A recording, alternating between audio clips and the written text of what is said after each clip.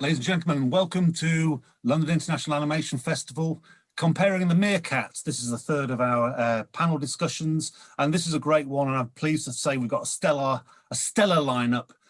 So this is about really, we all recognize the animated commercials with animals these days. They're everywhere, and often seemingly related products mess with our minds. We've got meerkats selling cars.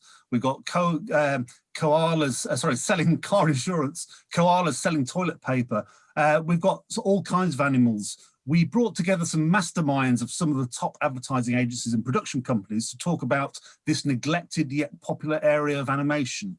How did these characters come into being? And what is the process to create the animation that brings them to life?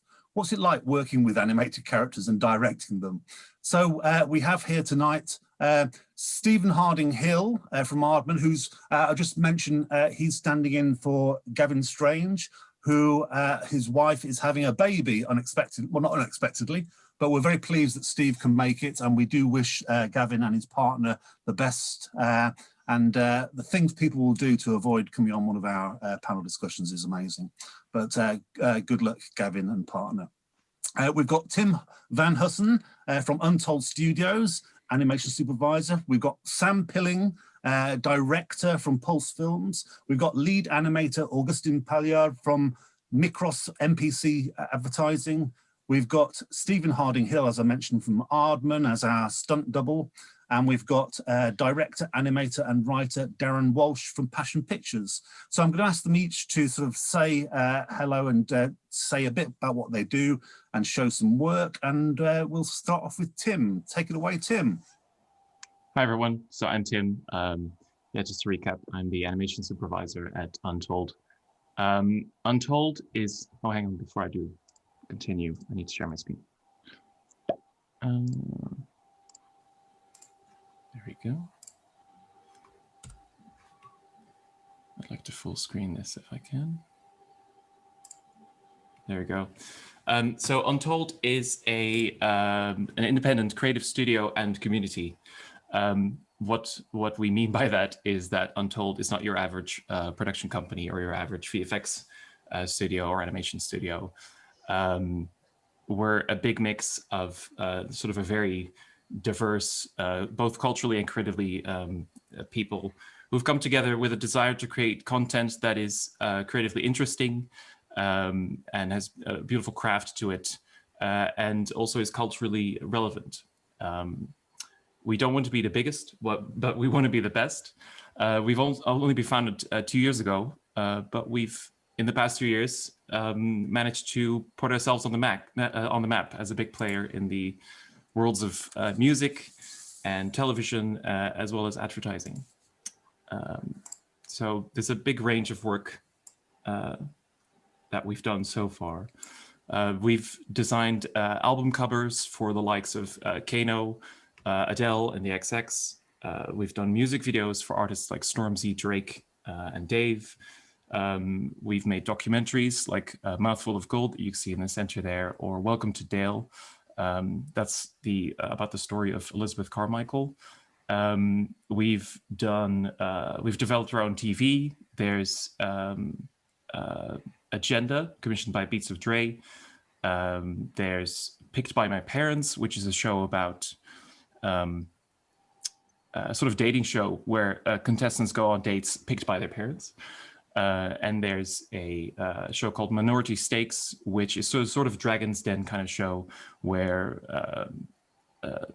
it's like a reality TV show like Dragon's Den, where minority entrepreneurs get a chance to present their ideas and to angel investors. And of course, we do lots of VFX as well. Like you see in the top left, there's Churchy. We've done this year's and last year's, or we've produced this year's John Lewis, but last year's John Lewis with Edgar the Dragon, we've done the VFX for. PlayStation, The Edge, you can see at the bottom with the ships. And we also the Crown VFX. And we've even got our own clothing line. You can see the Stain Shade jumper that girl's wearing there. So there's a wide range of work that we do, not just animation, which is really interesting, and it's very inspiring to work with such a big collection of people, and sometimes our work overlaps and we get to work together, and it's a really great way to do it, I think. Just to give you a little bit of an insight into the kind of animation work that we do, I'm just going to show you a couple of spots, and after that I'll take you to the next person.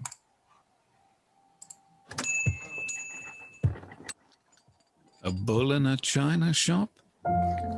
He should be going berserk. But he's not. He's calmer than a banana. You are nothing! Not a flicker of anxiety. I bet you have a problem with your count! Why is he so calm, you ask? His bills are under control with Money Supermarket.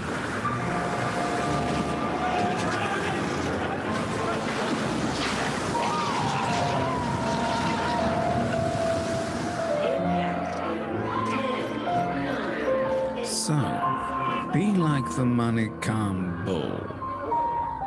Get money calm. Money Supermarket. So that was the Money Calm Bull that we did with Nick Ball. Let's see how we can move on. There we go. Which was a great project because we managed to get involved very early on creatively and really work with Engine and Nick Ball to get the most out of these really fun ideas and make them executable, if that's the word. One thing that we delivered very recently was this orc for AFK Arena, which is a spot that I'm particularly proud of, but there's a whole collection of them on YouTube, so you should check them out.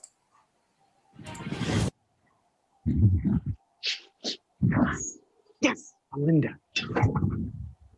Who? I didn't say anything. Yes, you did. No, I didn't. Yes, you did. No, I didn't. Yes, you did. No, I didn't. Yes, you did. I'm hungry.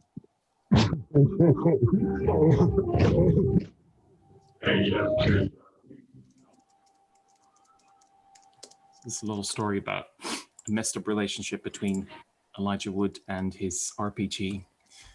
There's another one, but I think I'm going way over time, so I'm just gonna go past it. But you should check all the other ones out because they're quite hilarious, and as a whole, they paint a pretty messed up picture.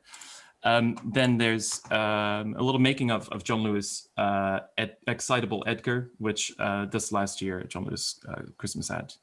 I'm sure most of you have seen it, but there's a making of which is a fair bit of fun. Saint, am I going over time? Is another 2 minutes okay? You're muted. Give us a sneak preview. A sneak preview, okay.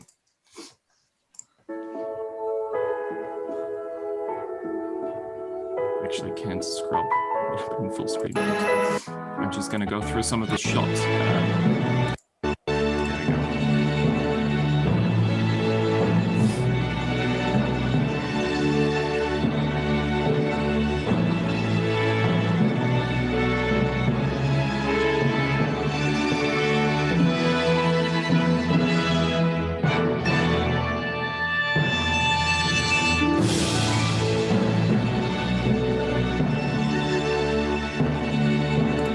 All right. So before this is all about Tim, that's kind of the kind of stuff that we get into at Untold, animation wise. But as I said before, there's loads and loads more. So yeah, that's what we're about. Great, thanks, Tim. And you can see a lot more of these things on the Untold Studios website. And we may return to some of these things as we discuss and go through the rest of the session. So thanks. It's always cruel to cut people off when they're showing amazing stuff. I'm now going to hand over to Sam Pilling from Pulse Films. Sam, you're going to show your clip, or do you want me to do that? How are we going to do this? Yeah, no, I'll show it for sure.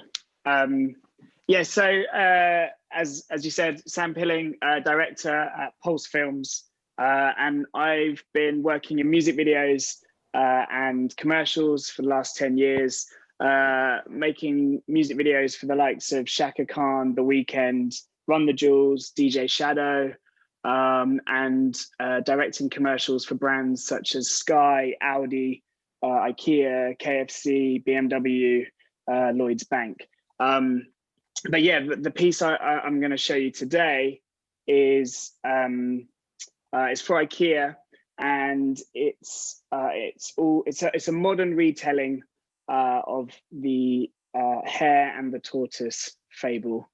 So without further ado,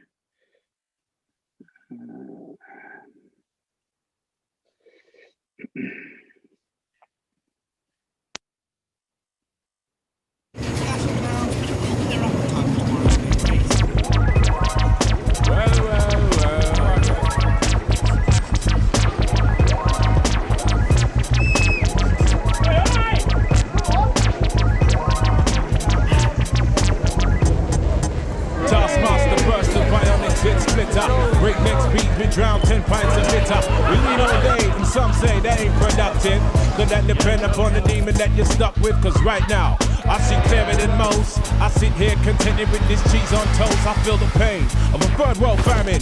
Said wait, we count them blessings and keep jamming. Says him, scumbag, scum of the earth. His worth was nil until he gained the skill of tongues. From 15 years young, straight to my greyback self. I stay top shelf material. Jerk chicken, jerk fish. Break away slave bliss. Generate G's and then we stash them in the Swiss.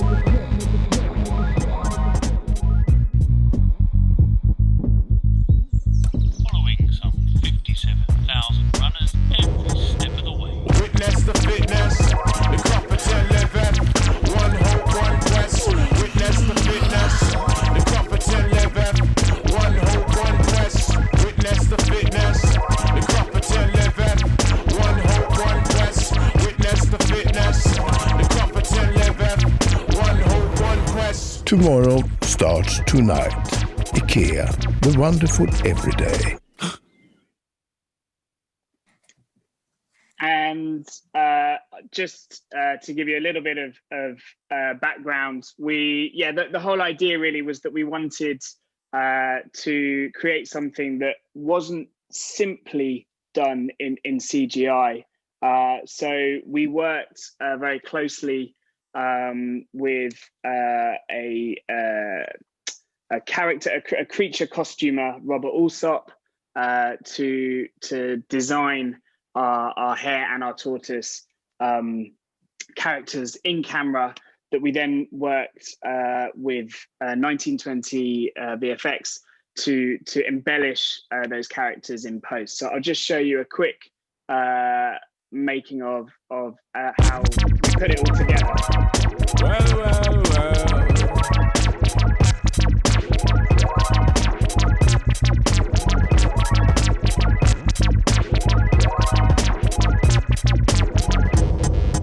Taskmaster burst the bionic zit splitter.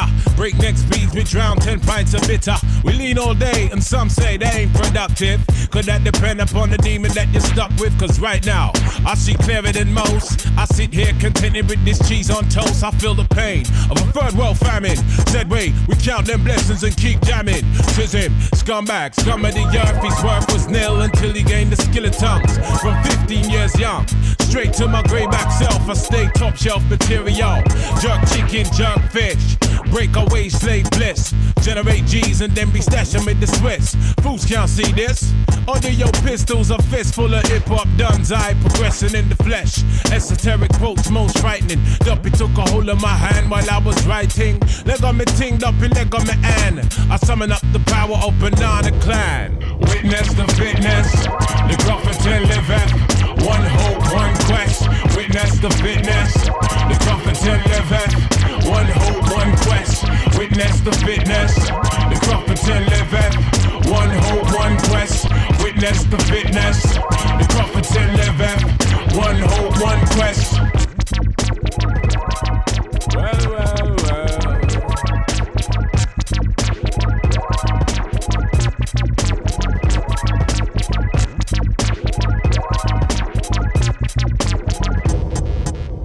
Witness the fitness, the competent living. One Mr. Fitness.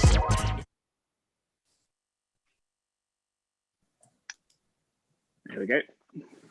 Great, thanks, Sam. And that was a great breakdown as well, because there's lots in there that a lot of the audience won't have sort of understood or how it was done before. So a really good sort of conversation opener for later discussions. So I'm now going to ask Mikros in MPC Advertising's Augustin Paliard, who's a lead animator, to give a bit of information about him and what he does. Yes, hello everyone. I'm Augustin Paliard. I'm a lead animator at Mikros MPC in Paris. And what can I say about Mikros? Mikros is providing VFX and animation and post-production services over 3 markets: advertising, feature films, and series for international or French contents. And it actually 35 years old this year, so it's an important year for us. And I will let you have a look at what is some kind of a showreel for the work that has been made for the 3 or 4 past years. Sorry, I'm going to share my screen and go.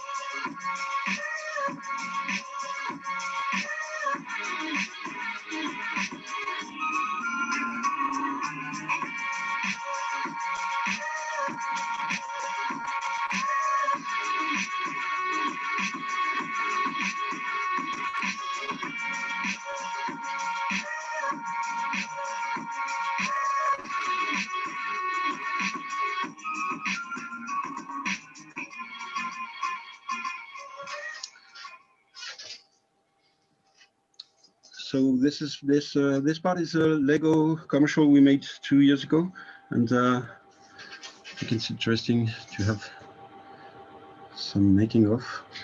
I'm going to pass and not stay too much on this. It's a bit long. Maybe I'm going to.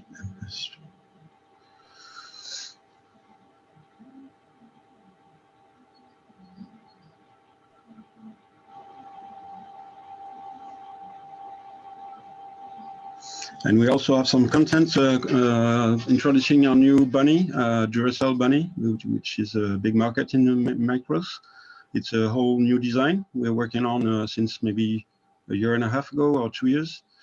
And we have a lot of pleasure to work with this new design. Has fingers. I know it's a more humanoid approach, but I think that the theme is quite relevant with what we're supposed to talk about today. And I think that's it. Great, thank you.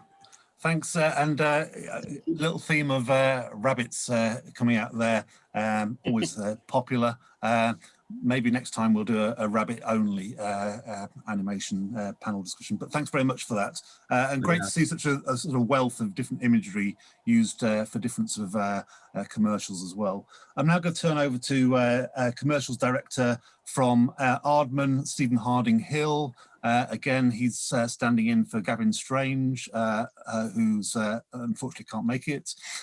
Steve, did you want me to play the Turtles animation? How do we do this? I'll just save it for the end, and I'll just talk about it and introduce it then. Funny about the Duracell bunny ad, because I think we've done a few at Aardman, and I think Darren Walsh has done some ads in the past as well. So yeah. We're all related in some shape or form to these furry creatures. So anyway, yeah, I'm Steve Harding-Hill. I'm creative director of short form at Aardman, which means I'm pretty much across all of Aardman's commercial output. Even if I'm not directing it myself, I'm kind of involved Yeah. So, but I'm also a director at Aardman as well. And I guess over the years, I've kind of directed campaigns with animals in and humans as well. I kind of did a disability campaign many years ago featuring animals with disabilities for Leonard Cheshire. I'm responsible for the long-running government health campaign, Change for Life, don't hate me. And recently I've done the animated DFS campaign for Aardman with cloth characters, as well as, which has now evolved into Wallace and Gromit. And I've just completed Aardman's first 4D film called The Bear and the Squirrel, Furry Animals, for Efteling, which is Europe's second busiest theme park. And funnily enough, Darren Walsh was up to direct that many years ago, but that didn't quite work out. But as I'm filling in for Gav today, Gav Strange, I think it would be great if you could show, not a clip, I think the whole film. It's called The Turtle's Journey, and it's a film that Gav made for Greenpeace. It won an award at Annecy, and as it's got turtles, I think it's relevant to today's animal theme. So if you could play that, that would be great. Thank you.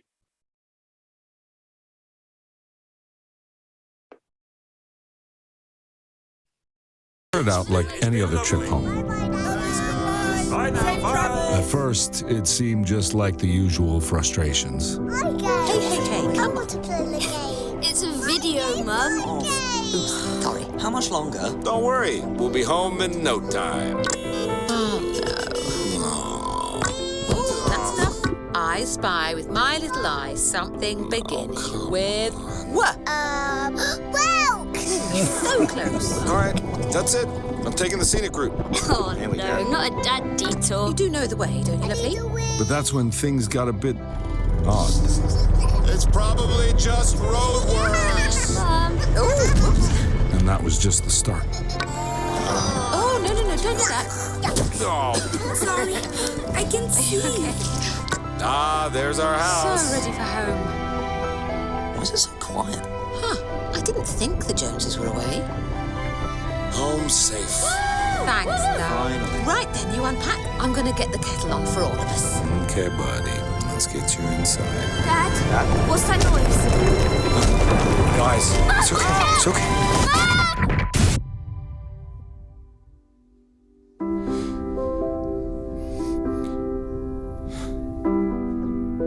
What's my face?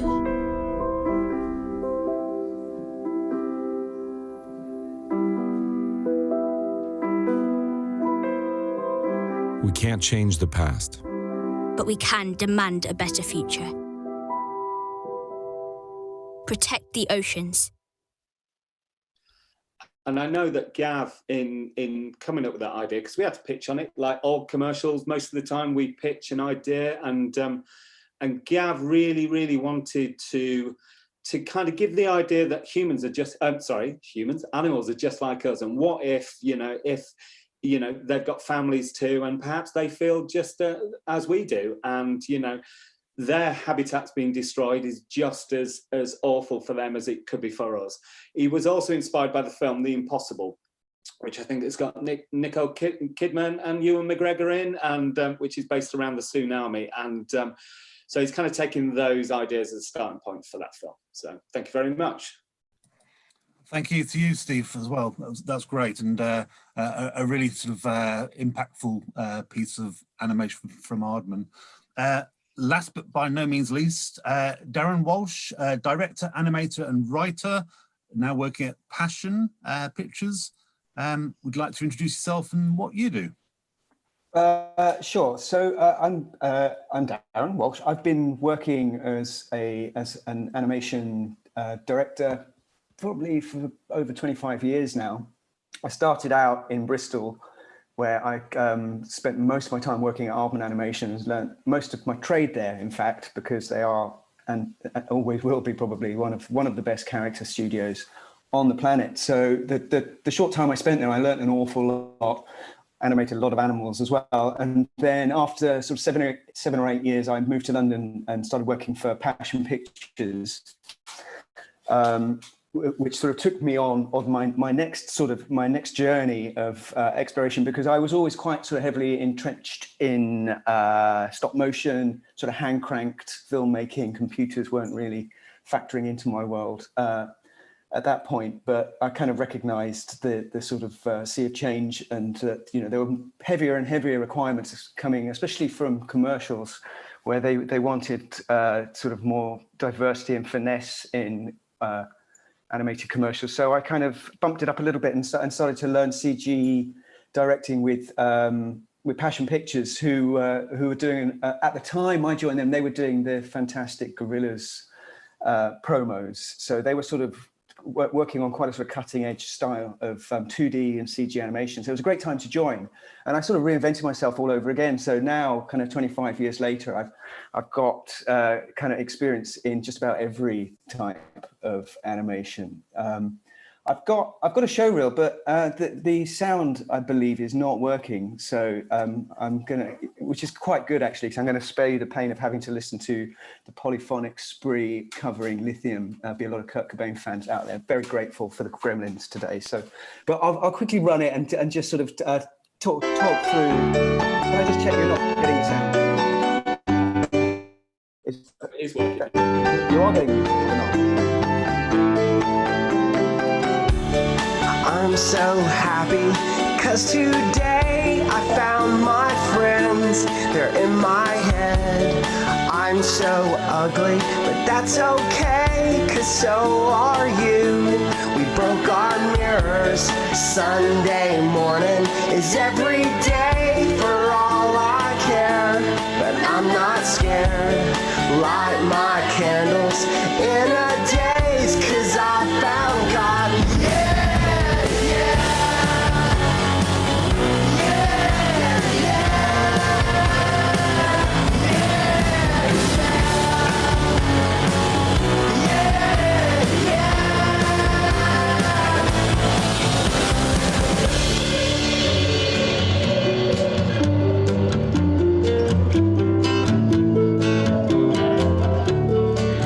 So lonely, that's okay. I shaked my head, and I'm not sad. And just maybe I'm to blame for all I've heard, but I'm not sure. I'm so excited, I can't wait to meet you there. But I don't care, I'm so horny, that's okay. My will is here.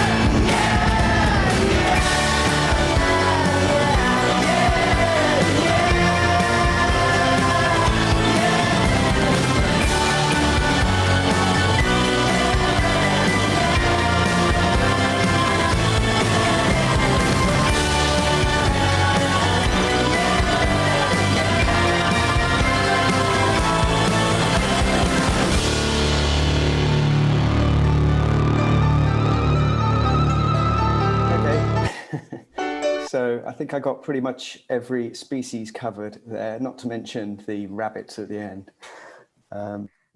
Should I stop sharing now? Yeah, that's great. Thanks. Yeah, thank you. So there's obviously lots of other bits and pieces on there that I didn't mention in my preamble. But one of the big ones for me is obviously a series called Angry Kid, which I developed at Aardman as well, which was using back to the good old hand cranked. It was animated replacement masks on live action actors, something I seem to remember working with you on a long time ago, Saint.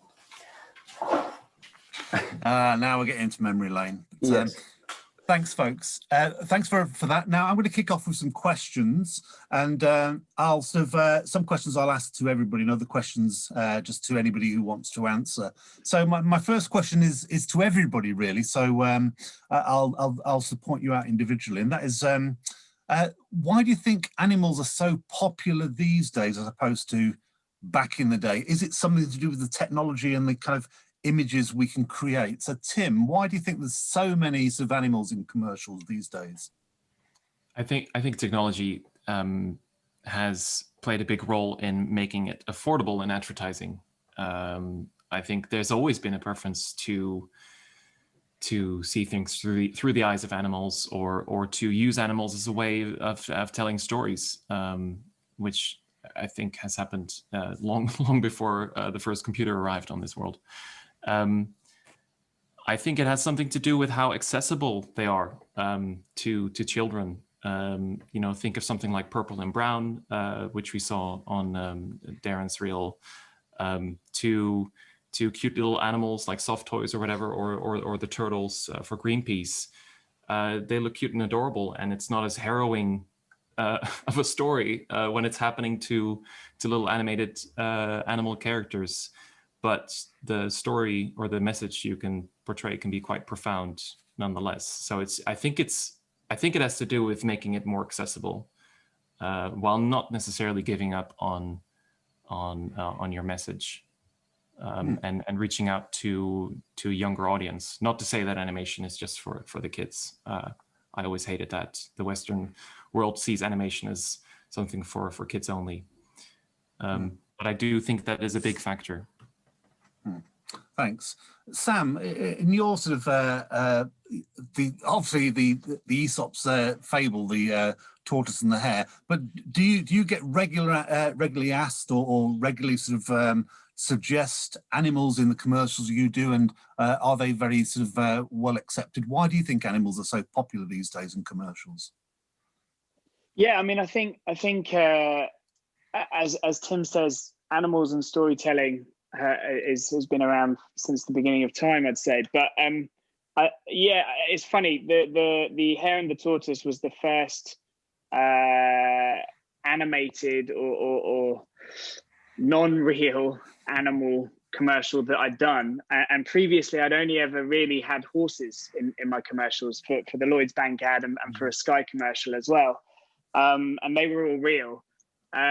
So animals has definitely not been something, it's never quite sort of been my thing, or at least animated animals. And I think actually the Hare and the Tortoise job that we did was sort of in a bit of a response to the fact that a lot of commercials are just CGI animals. And I think there was a sort of emphasis on trying to go back to something that was actually captured in camera, at least for the base of the action and the performance. But yeah, I mean, I agree with Tim. I think that animals are cute, and you know, people enjoy watching animals do things. I think it goes back to, you know, a face on a cuddly toy or on a teddy bear, or I mean, we love to look at animals, and we love to the personification of animals is something that we as a society love, and therefore commercials are always, and films are always going to tap into that. Yeah, and I think sort of it's interesting, isn't it, that Aesop's fables are kind of like I don't know, hundreds, thousands of years old. So, you know, we've always been telling stories with animals as well.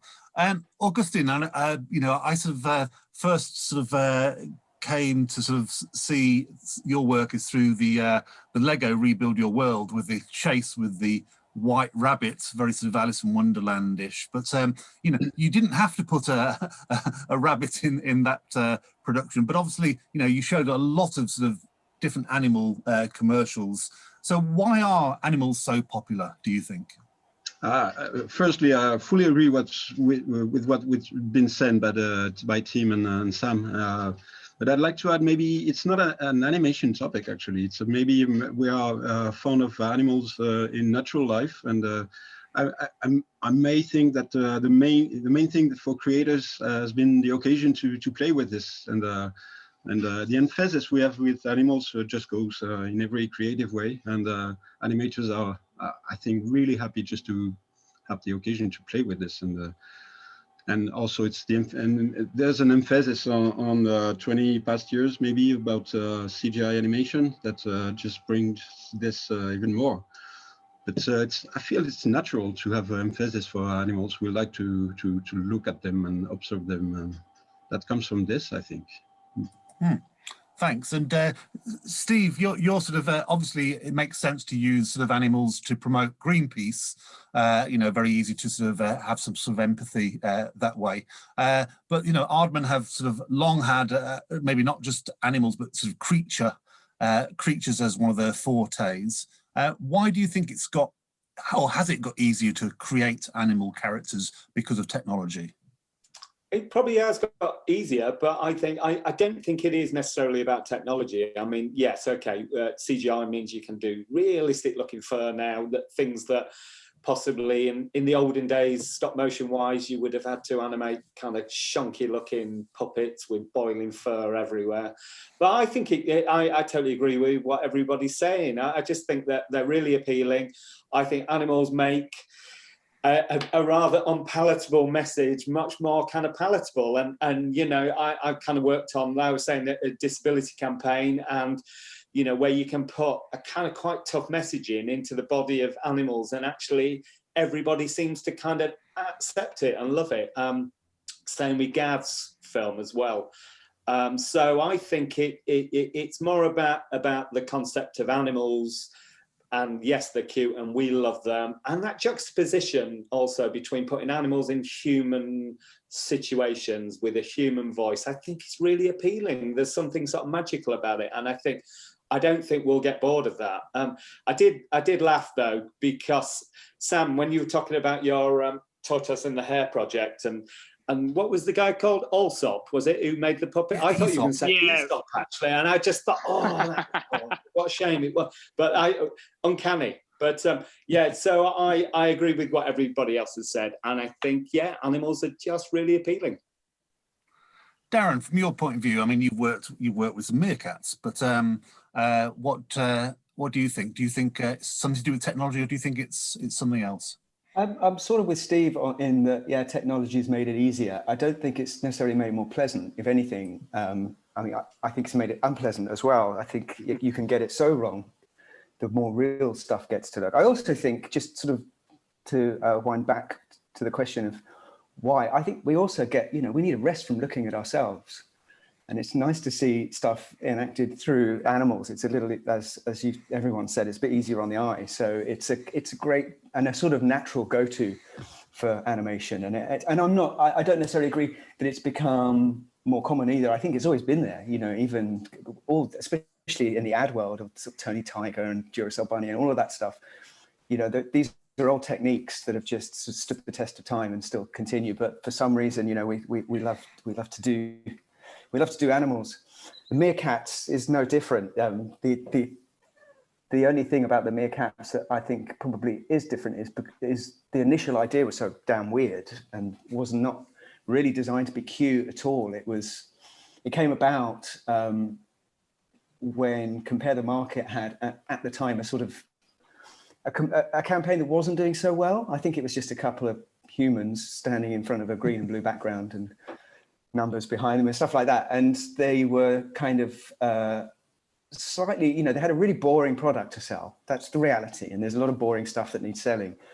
And VCCP, who are the ad agency, they have this sort of division, which is like, come on, let's take a punt on something weird. And they offered it up this very kind of spurious link between meerkat and market. And if you say, now stay with me on this, if you say market with a bad Russian accent, it sounds like meerkat.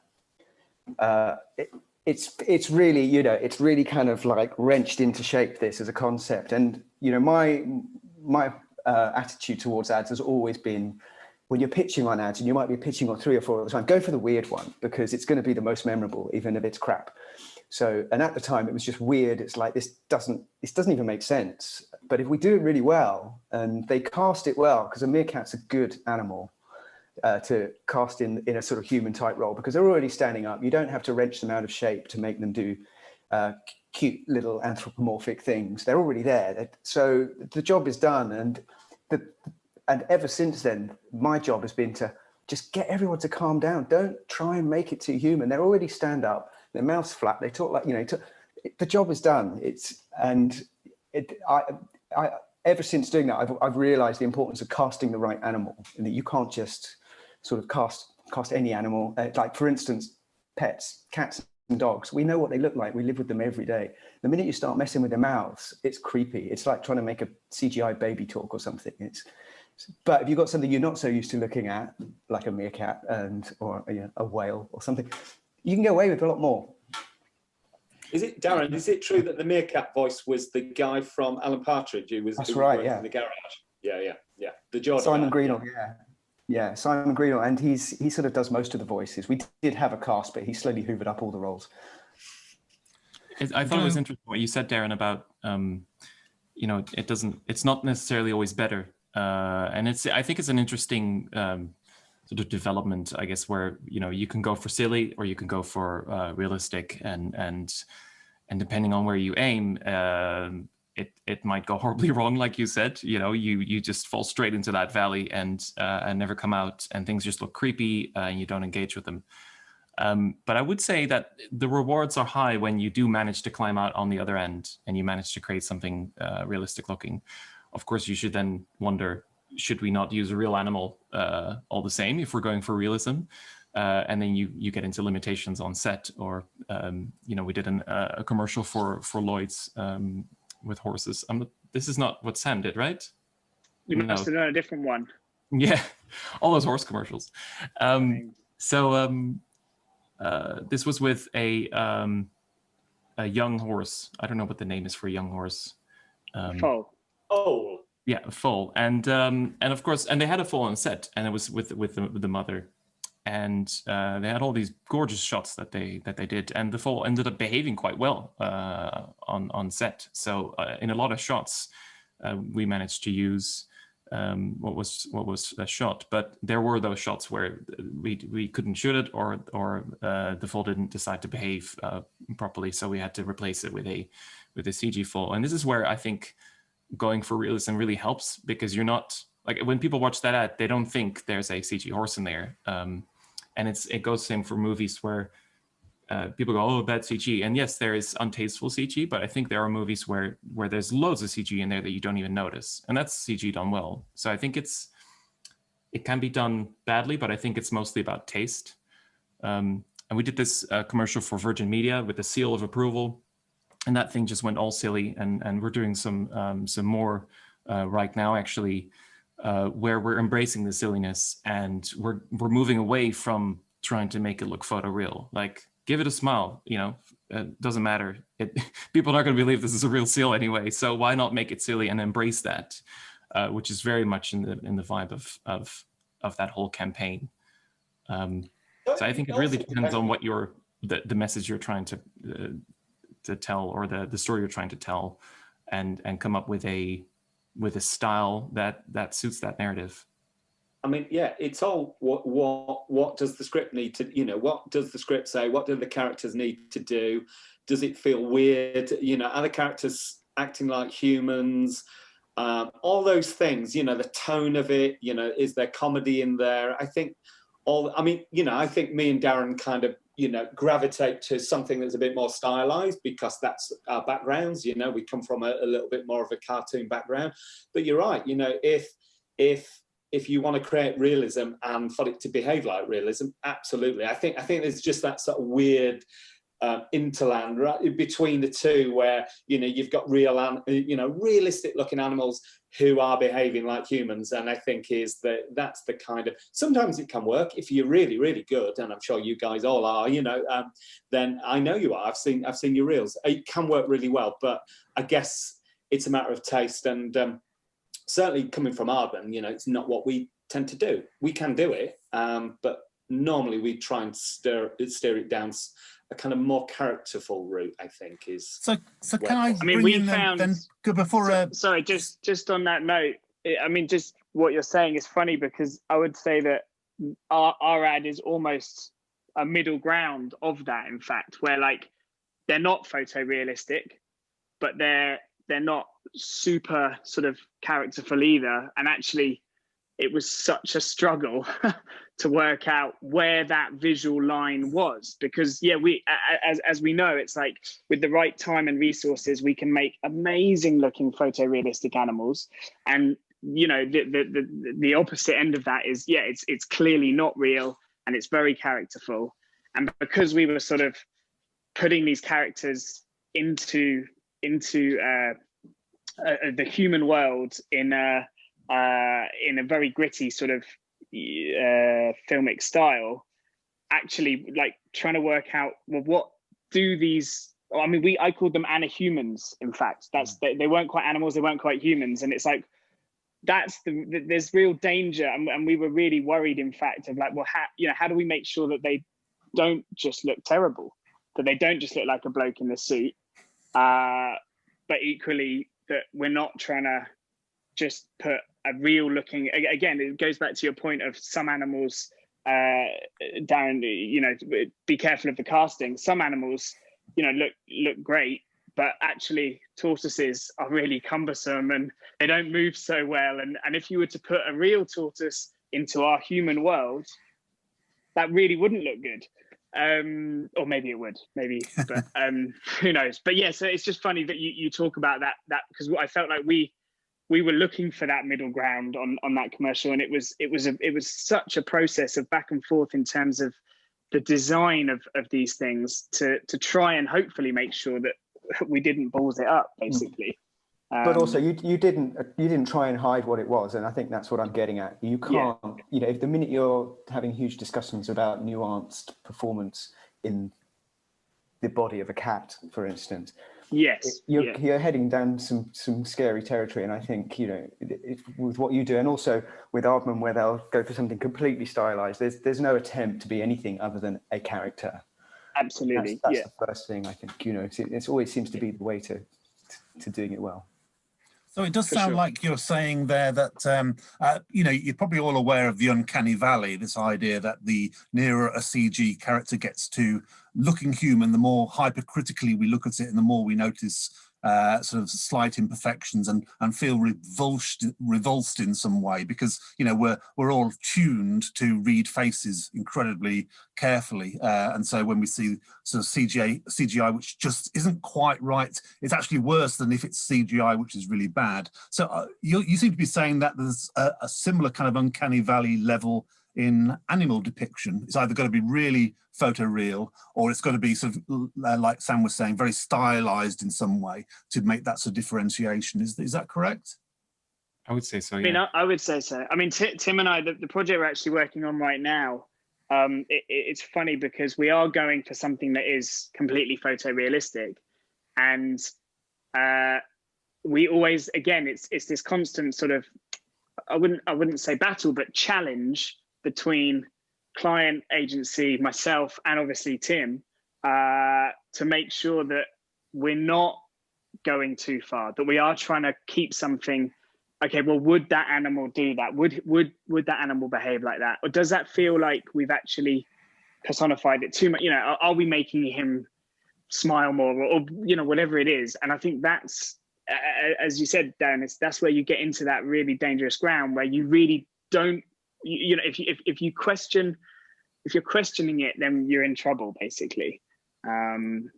It's just something. It's one of those things.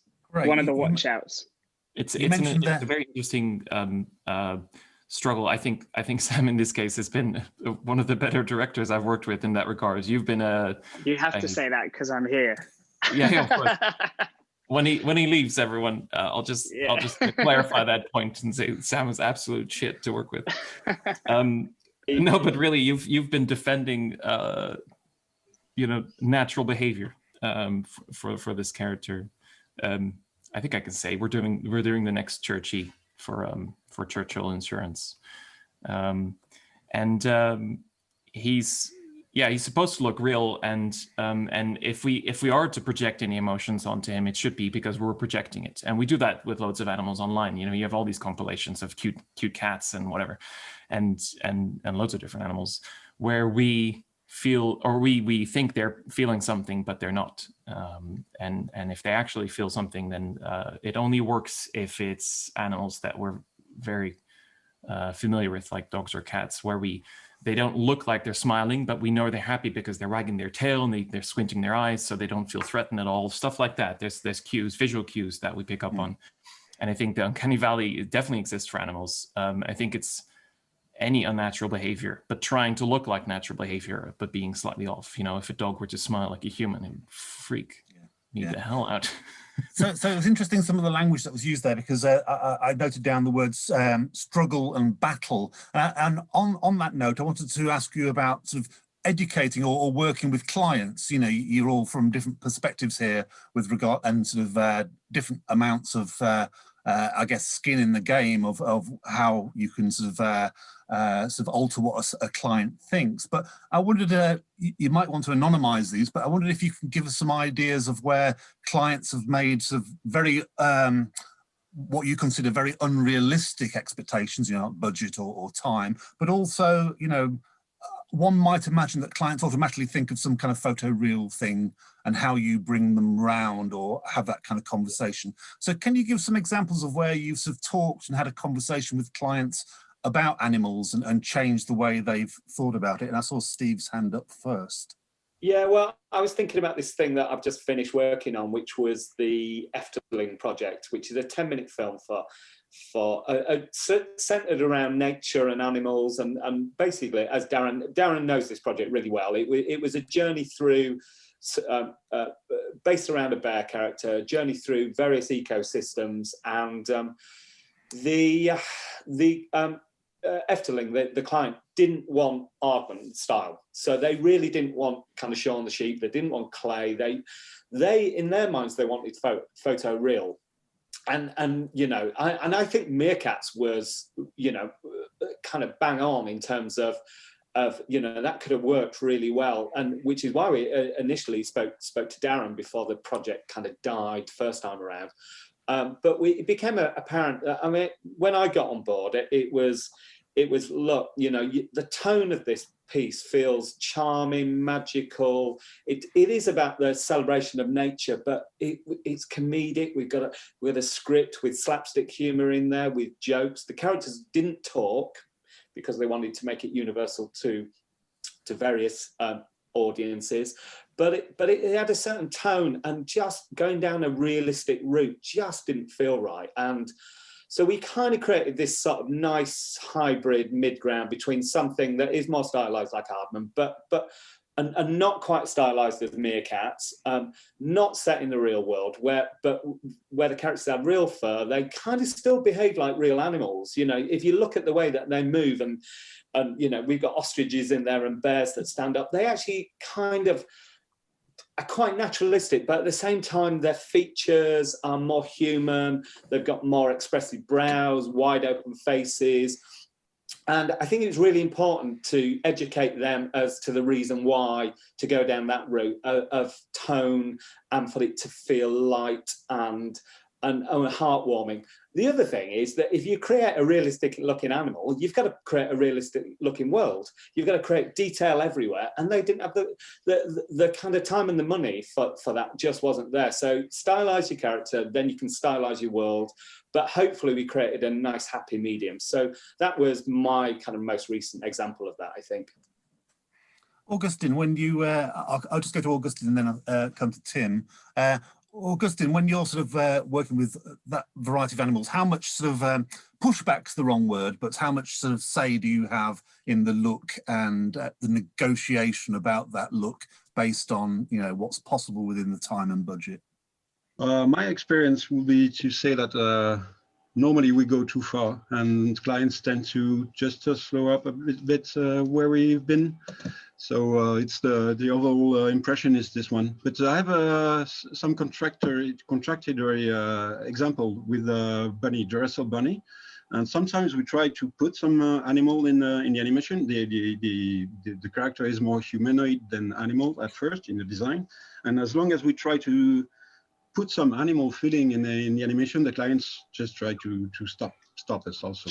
So there are two present examples that are a bit contradictory, actually.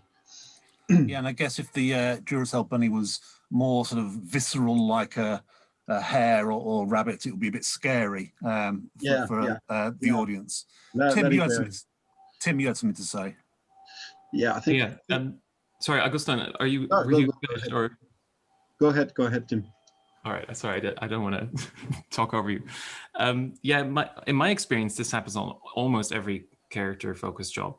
That I mean, there are different expectations on agency level, on our level, on director level, on client level, and I think our approach to this at Untold is to get involved as early as possible on a creative level and really become more collaborators rather than a vendor providing a service, so that you can steer the ship in the right direction.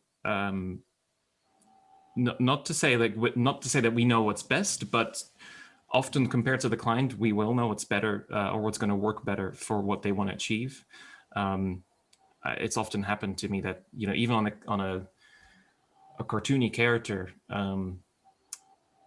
if they want the character to look happier, they'll say, make the smile bigger. And it's not how happier necessarily works. And those kind of notes you have to really interpret and translate into animation world or language.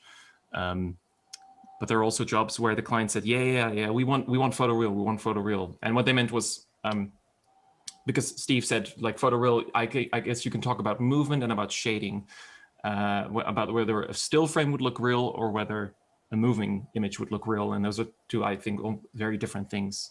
But there was a job where the client said, yeah, we want photoreal. And then when we were in the middle of it, they were like, oh, can we do this? Can we do that? And we're like, well, it wouldn't look photoreal anymore. So what do you want to do? And we'd have to kind of keep them on a short leash to sort of protect their own vision and goal, which I guess speaks to a little bit to what the job that I'm doing with Sam right now, where the requests from clients sometimes breach that boundary, and you have to say, hey, this is going to ruin. Like, you have to kind of save clients from ruining their own product.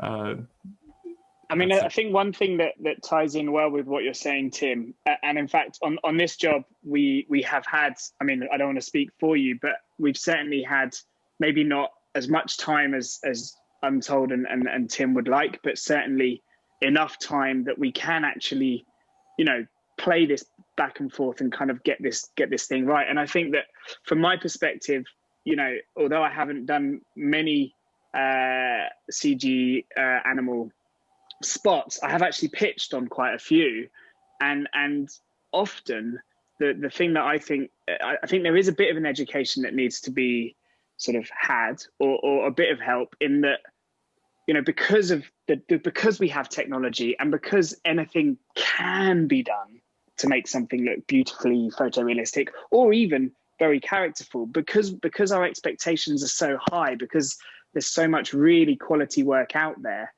I think people just expect, oh, well, yeah, and we'll do that, and we can get on, we'll have these animals coming out here and this, and you read these things in decks, you know, in decks from agencies, and you're like, yeah, look, it'll look amazing, but you've only actually got 2 weeks of schedule for post-production, or you've only got X, you know, resources or whatever. And I think that's where there's a bit of discrepancy, where it's like, of course anything can be done, but actually it's just making sure that you're setting yourself up for success. And you know, I was pitching on one job where, as Tim says, that actually, you know, we were talking directly to the post-production company, to the VFX studio, about, okay, well, even I understand that can't be done for that time.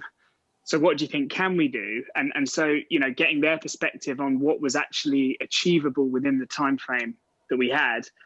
But then when we went back to the agency with what was possible, that wasn't really what they wanted to hear.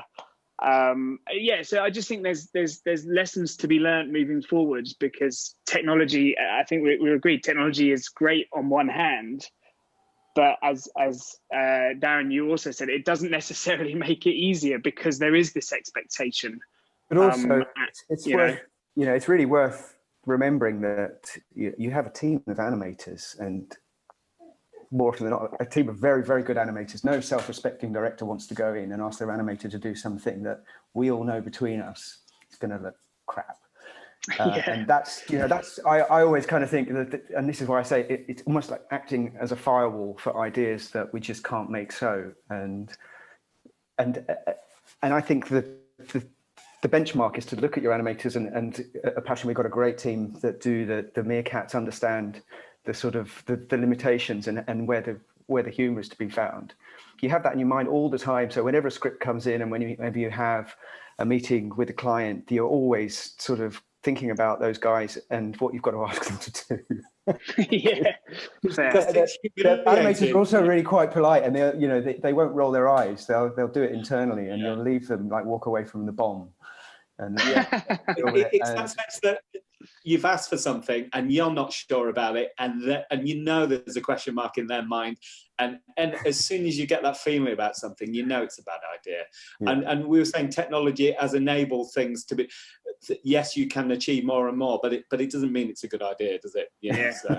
Very true. Very, very true. Whereas clients ask for it, we got to try it. We got to show them that it doesn't work. One guy once said to me, "We want to zoom in 100% on this image," and I went, "You can't do that." And he slammed his hand down on the table and he went, "I can do whatever I like." And I said, "Oh, it's probably about 10% max." He didn't like that. Yeah. Before you all get palpitations talking about bad clients, etc., I'd just like to move on to another question, and and this is about sort of how transferable is the work. Once you've done one creature, are follow-up projects easier because you've got a pipeline in place, or because you've got the rigging or whatever? I remember back in the sort of 90s, I think it was, or was it the noughties, sort of Framestore became known as the fur people because they'd done a number of sort of fur feature films, and they then sort of did lots more fur stuff because I'm guessing they knew how to do it. So, do you guys think you get pigeonholed if you do a creature commercial, and is it easier the second round because you've got some assets? Tim? I would say yes, things do get easier. I think it's more about the team and getting a consistent core team who's worked on similar things before. It's that talent and that eye for detail on similar, I guess in this case, animals, and all their subtle intricacies in both design or fur or feathers or whatever. And then on a technical level, I guess if you don't have a pipeline to do certain things, yes, it's going to be much harder. So if you've done a bird before and you've done feathers and a wing rig, which is notoriously difficult, if you've done all that before and with that same crew, and you have a pipeline in place for it, then yes, that should be a lot easier. But I wouldn't stress that pipeline is the main factor. I would say it's the people. And if you've got loads of people who've moved on and are now working at different companies, and you've got a set of new people working in your team, trying to do the same thing, it feels almost like starting from scratch. Not quite, but I think the big factor, in my opinion, is the people.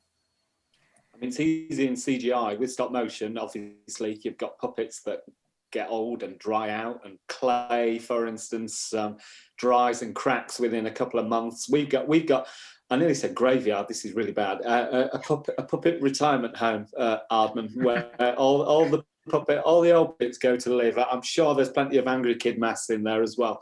But often puppets get broken on set. They need refurbing. Legs, tails get mashed. So I think armatures can be reused, no problem. But clay puppets, they die quite quickly. CGI completely different. Pardon? It's a misconception that you can reuse CG characters as well. I mean, we come up against that a lot, and the equivalent of perished latex in CG would be like benign obsolescence, where everything gets updated all the time. So Absolutely. We've had to, even with the Meerkats, we rebuild them all the time just to sort of keep with the time. So there's not a lot you can carry over other than the people and the experience. Yeah. So I agree. CG, things grow old very, very quickly. Actually, even software updates, like we're working with last year's Maya or whatever, and it's like, all right, throw it out the door, rebuild the rig. I mean, but also all of that. The movement, if you get a slight character design change, if you're saying we've done a pigeon, we now want to do a sparrow, I don't think there's much you can reuse except for, the skill of your crew, like you say, Darren. I was just going to say, even with all that in place, you still, even if you had all the assets and it was all ready to go, they then still need animating, and depending on the project, that you know, or the intricacy of the movement, that's still a lot of time, which is obviously a lot of resource and a lot of people's time. So I'd say that even if you were lucky enough that, you know, if you are reusing the Meerkats or you are reusing this, it's not like it's just, oh sweet, we just put, you know, you guys just push the button and then it's done. Yeah, there's a lot to your animation brief is. I think if you like, if you've got, say, run cycles, walk cycles, flight cycles, that kind of thing, you might be able to start a library. But if proportions just change ever so slightly, you're looking at retargeting that animation onto a rig with different proportions, and then that assumes that the rigs have not changed that much over the years, because obviously you keep updating your rigs and making it better and better and changing. The rig would also change massively if you get new people in who decide to rebuild things under the hood, and then that will also mean animation will not work the same way, even if it's on the same exact same character, same proportions, but re-rigged.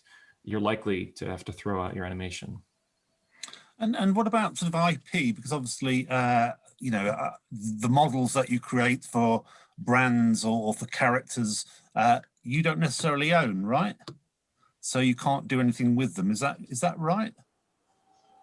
I'll answer that one. I don't know the answer. It depends how the deal is negotiated. I think. I mean, often with Aardman, we use our own IP as well. So good deals are struck there. But I do think. I mean, I think often we retain certain rights, a certain amount of rights to the characters, you know, so that if they are kind of used elsewhere, we might still get, I don't know. I mean, it's a producery question, really, you know, but yeah. A legal question, even. I mean, I've used, on an animator's level, you know, sometimes you use reference for, I mean, all the time you use reference for your animation, performance reference, or even when building and designing stuff. In terms of character designs, I guess you got to be careful that it doesn't look too much like existing things, but that's a fairly direct thing you can compare it to. But sometimes a director just wants that move, like make the animal look like that animal does in that video. And if that video happens to be massively popular on YouTube and lots of people have seen it, and the ad you're working on is massively popular as well, the owner of that video might come forward and say, hey, that animal that you've animated looks remarkably like the animal that I filmed you know, a few years ago and I uploaded on YouTube, which it's an ambiguous area, I think. On a legal level, all artists are thieves. It's just the bad ones that get caught. Yeah, everything's a remix. If you're born without eyesight, you can't possibly make a conscious effort at a piece of art, visual art at least.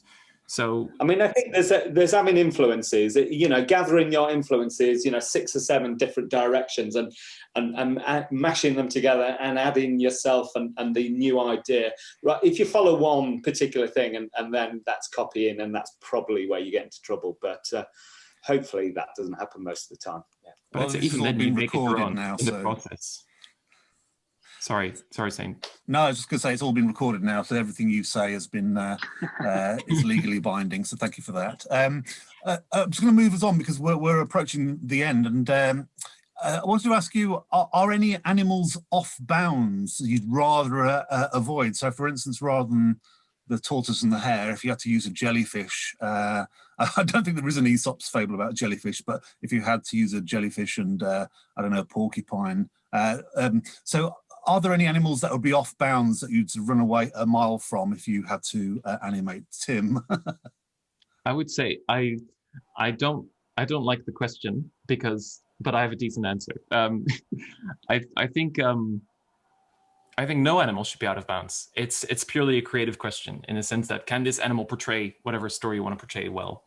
And then any challenges, you know, like complex rigging or limbs, or having to do loads of, you know, a lot of grooming challenges might put you off. It will just make it a big challenge and might become very expensive or time consuming. And it could become a real pain to work on. But that's kind of why we got into this industry, I reckon. You know, one challenge to the next. As soon as the job becomes easy and you're doing the same thing over and over again, it just becomes boring. And I honestly can't wait to sink my teeth into the next, ridiculously difficult animal or character with insane close-ups or whatever. It's kind of that's the deal. That's the game. Okay, I'm going to change the question slightly because there might be some animals that under budget you might want to avoid. So, Augustin, you showed a whole range of animals there. If you were under budget and under real time pressures, which are the animals you'd rather not deal with? I would say that your example was one of the good ones. The octopus or any tentacles, or which are not the easiest to animate. But I agree with Tim. I think every kind of animation is a challenge. So we could have a lot of challenge with a very slowly moving animal, which is very subtle to animate, and nothing very technical. And the challenge is everywhere. So it depends on the deadline, of course. And we can also talk about the imaginary animals. Sometimes animals are not the realistic one, not the one that we can meet on our planet, but some creatives just go a bit further and imagine a bit more subtle things to animate that we'd never looked at and we have no reference for. So that could be some kind of a new challenge also. Or extinct animals, or people. Actually, that would be my answer. Also, people. I don't like to do humans. You should just film them and do good makeup. I used to work with an animator. Do CG humans. Sorry, Steve? I used to work with a really good animator, Darren knows him, and he just avoid anything that walked. So any shots we walking in, he'd avoid those shots, and he didn't like that. And which is pretty key, I would say, to most animation, isn't it? Yeah. Well, this question then might not, it might not sort of impinge on your particular sort of areas of work, but people often think about it, and that is merchandising. When you're creating an animal, there's always the possibility, Meerkats being a case in point, of course, that it'll be created into a plushie or some kind of model, etc., etc. Are you aware of those when you work with those animals, or is it something that comes from elsewhere? Augustin, you said it's interesting, this question, because I'm currently working on a commercial which is supposed to be made afterwards. The characters are small key rings that are supposed to be made. So it's interesting to not to influence too much with the animation the complexity of making it in real life. So it's an interesting constraint we have to deal with. Yes. Anyone else? Similar. Sorry, Tim, go. Okay.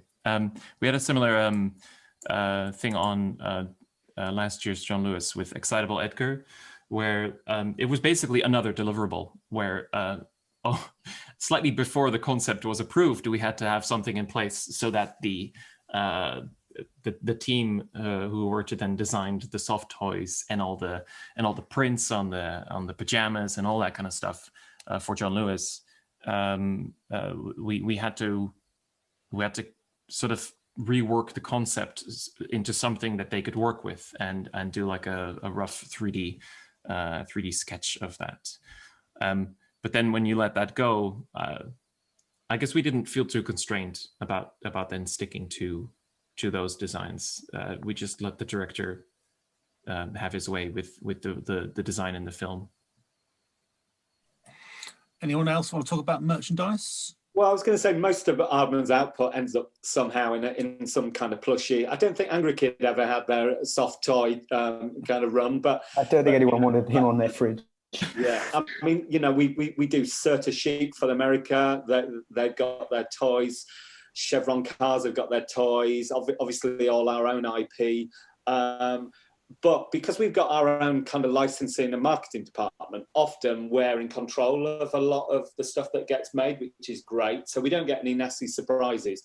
The Efteling project that I was working with, I had a nice surprise at the end of that, because I go to the premiere in Holland of the film, and I'm presenting with these plushies of a bear and a squirrel. I had never seen them before. They've got their own designers there. you know what, they were really nice, and I felt really relieved because they could have gone either way, really. And in fact, I was going, oh, these are a lot better than ours, you know. And don't tell anybody I said that.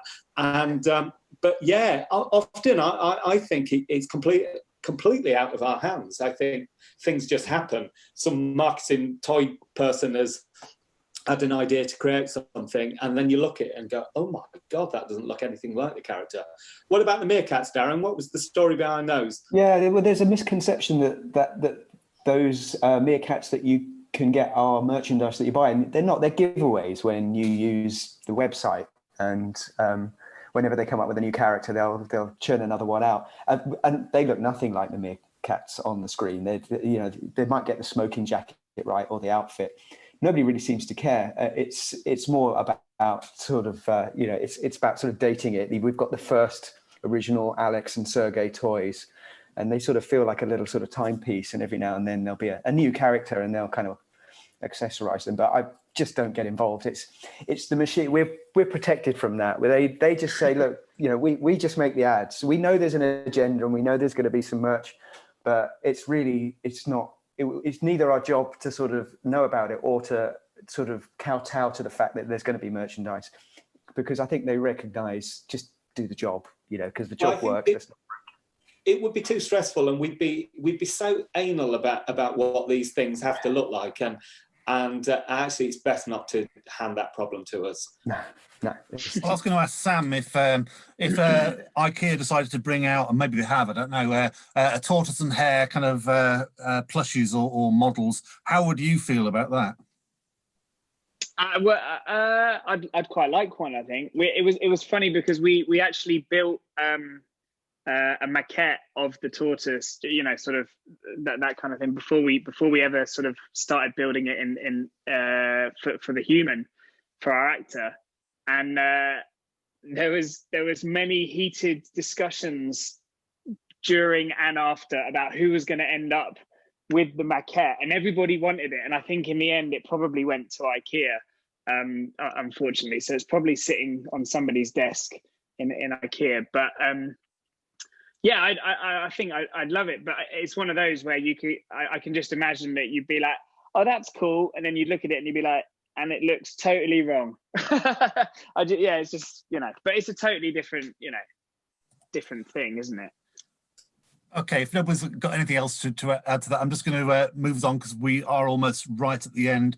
I've got one last question, which is going to put you all on the spot, and feel free not to answer it. And that is sort of, can you provide our audience now with something they should really look at, some great examples of animated animals that we haven't talked about? So, for instance, I might mention Lion King or Jungle Book, I don't know, but give me an example from your point of view of some kind of use of animals in some kind of commercial or short form that you would suggest that our audience should go away now and have a look at.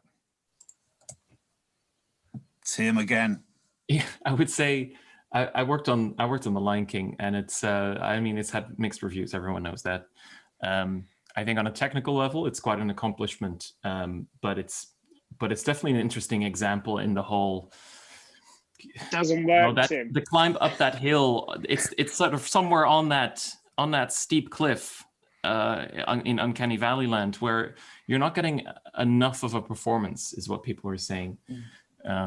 And it's like the jokes didn't land quite enough because exactly. they couldn't be funny. They couldn't be like Timon and Pumbaa. Yeah, that were who are arguably maybe in a weird way the best bit, but like they couldn't be the same Timon and Pumbaa that we all loved from the original. And that's the problem. There's no need to remake the original film. It's a perfectly good film. There was no need to update it to today's standards, in my opinion. This is subjective. And I think everywhere where the scenes, obviously they had to rewrite the jokes, and that's why I think Timon and Pumbaa are the funniest bits, because there's the most original script, most original content, and it's tricky when you have to remake a film where the original is loved so much, because you're walking on thin ice or on hot coals or whatever the expression is. So what I would recommend is watch, if you want to animate photoreal animals, go and watch planet Earth and life and documentaries and study that stuff. If that's your kind of thing, don't go watch The Lion King. Steve. I'm going to go to the opposite end of the spectrum here and go really abstract and nominate some beautiful candy-coloured bunny rabbits that hop around Times Square, pixelated. And I have no idea how Darren Walsh shot this, but it is one of my favourite ads. Is it 10 years old? It's probably even older. Sony Bravia, I think that was the product, set to She's a Rainbow by Rolling Stones. Just stunning. But less is more for me. And I think, I literally, they hop and then stop and then hop again, I think, you know. Yeah, but it's good casting. It's just good casting. Do what a rabbit does best and what makes everyone go, oh, rabbit. Job done. It really... So I still need a couple of suggestions from you, Augustin, Darren, animated things that viewers should look at. I might have two examples very quick. I'm thinking about the leopard in Tarzan, the Disney, which has always been a great reference of animation for me, and I'm talking about the black goat on the Volkswagen commercial, which was a great performance for me also. Very good reference, yeah. Great, thanks, Darren. I just don't have a photoreal one. That if memorable animal animation to me is always going to be Car the Snake in the original Jungle Book. The way, and it wasn't, you give someone a snake, you're going to animate a snake. Snake's got to be evil. He wasn't evil. He was evil. The whole thing was evil. The way he moved, the way he interacted with Mowgli and coiled around him, that was absolute poetic license. The way that whole sequence was put together. That's how to animate a snake. Thank you. Well, you've done a little advert there for another thing that's happening at the London International Animation Festival, which is 1,500 Frames That Changed Me. And Car has been chosen by somebody for that. So you're in on the zeitgeist there. Sam, you had a final thing I think you want to say. No, I mean, I'd just say, like, looking at photorealistic versions, certainly in commercials of recent years, I would have to say that the SSE orangutan is up there.